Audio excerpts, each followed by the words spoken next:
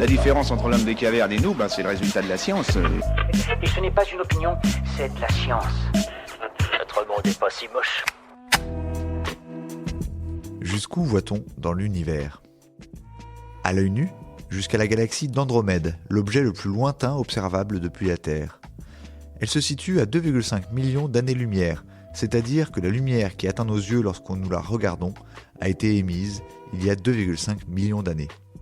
Cela correspond au moment où, sur Terre, nos ancêtres parcouraient encore la savane africaine.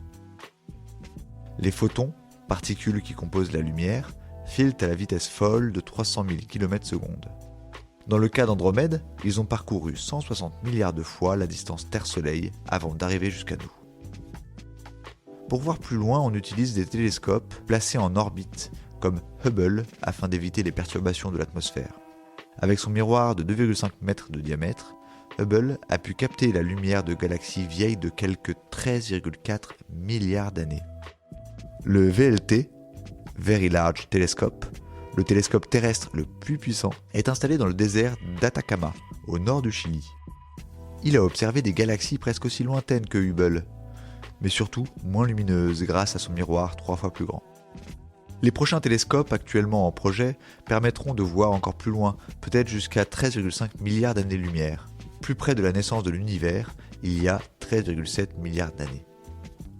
Les chercheurs estiment que l'univers visible contient environ 10 000 milliards d'étoiles et 100 milliards de galaxies. Vertigineux. Seules quelques dizaines de millions d'entre elles ont été photographiées pour l'instant.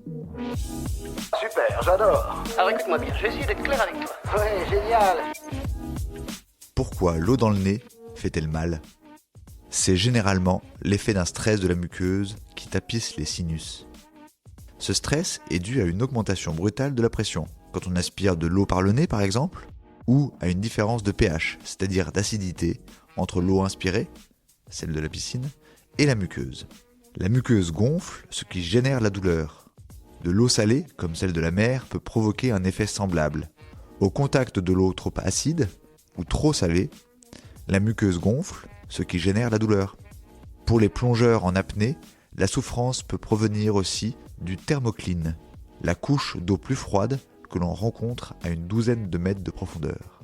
La différence de température produit une vasoconstriction des vaisseaux sanguins de la muqueuse, conduisant à la douleur.